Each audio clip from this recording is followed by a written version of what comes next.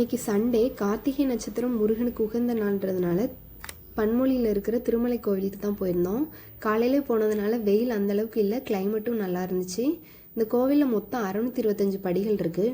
ஏறும்போது நம்மளுக்கு டயர்டானால் ரெஸ்ட் எடுக்கிறதுக்கு அங்கங்கே மண்டபம் கட்டி வச்சுருக்காங்க. படி ஏறி போகிறதா இருந்தால் கண்டிப்பாக கையில் வாட்டர் பாட்டில் வச்சுக்கோங்க, ஏன்னா ரொம்பவே தாகமாக இருக்கும். இந்த கோவிலுக்கு படியிலையும் ஏறி போகலாம், அப்படி இல்லைன்னா பைக்கு கார்லேயும் போயிடலாம். கோவில்கிட்ட நம்மளுக்கு பார்க்கிங் வசதியோடு இருக்குது. கேரளா பார்டரில் இருக்கிறதுனால வியூ எல்லாமே பார்க்குறதுக்கு ரொம்பவே சூப்பராக இருக்கும். இந்த கோவிலில் நிறைய ஷூட்டிங்கும் எடுத்திருக்காங்க. அப்புறம் கோவிலில் மேலே எப்போவுமே அன்னதானம் கொடுப்பாங்க. வீட்டில் இருந்தும் ஃபேமிலியோடு வரவங்க சமைச்சு எடுத்துகிட்டு சாப்பிடுவாங்க. எங்களோட கல்யாண நாளுக்கு நாங்கள் இந்த திருமலைக்குமார சுவாமி கோயிலுக்கு கண்டிப்பாக போயிடுவோம். எங்களுக்கு ரொம்பவே பாசிட்டிவ் வைப்பாக இருக்கும்.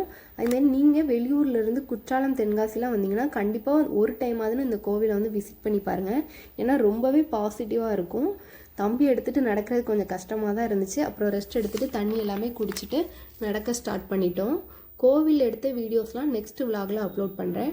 அந்த வீடியோஸ்லாம் நீங்கள் பார்க்கணுன்னா மறக்காமல் நம்மளோட சேனலை சப்ஸ்கிரைப் பண்ணி வச்சு